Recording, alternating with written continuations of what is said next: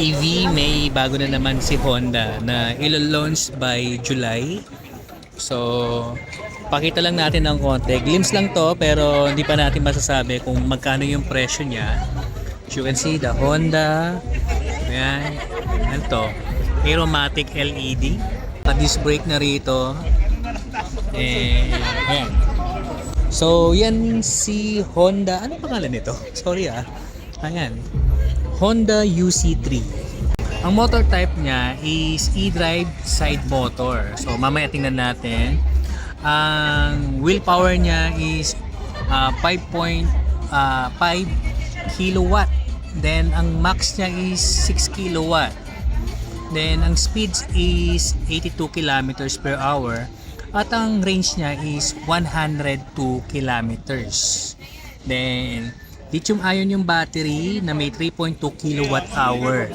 So, ang onboard charger niya, yan, as you can see, yan, 450 watts. So, ang charging time, 0 to 100, 9 hours, and 30 to 80%, 4 hours. So, ayan yung specs niya. So, post nyo na lang.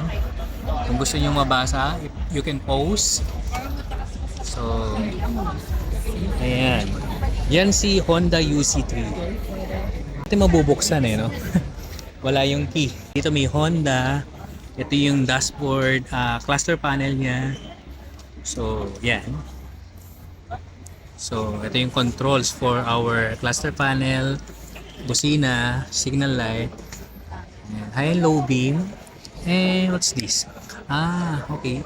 Reverse. So, ito yung Eco Standard Sports Mode. So, pag Sports Mode siguro, ididiin mo. Then, reverse start button. Keyless nito kay EV. Okay.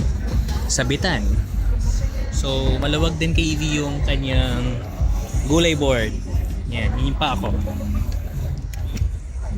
So, meron siya rito na packet.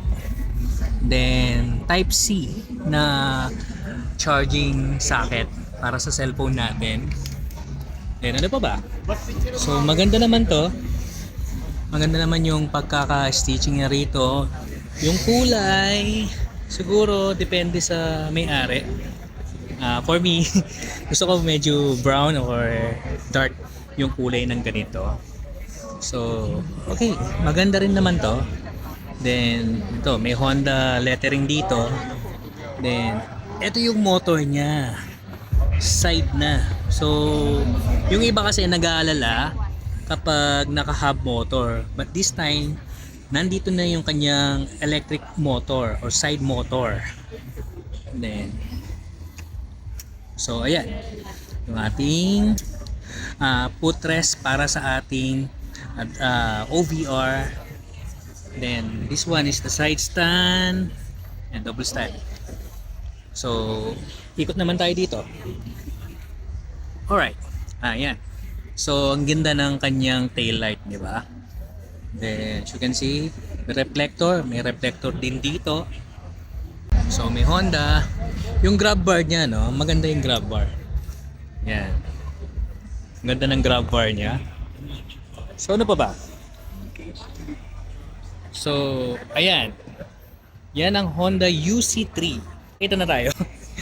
Ayan. Sorry Pero, again, nandito na yun to sa PIMS. Dito sa World Trade Center. Nakita lang natin. Walang ibang motor dito kundi ito. At yung na-feature natin dati. Na Honda WN7. So, ito yung bago nila. Ilo-launch by July. So, kay EV, yan. Antayin nyo at syempre, i-feature natin yan sa channel natin. So, this is Mark and you're watching EV Channel PH. Stay charged, drive this electric.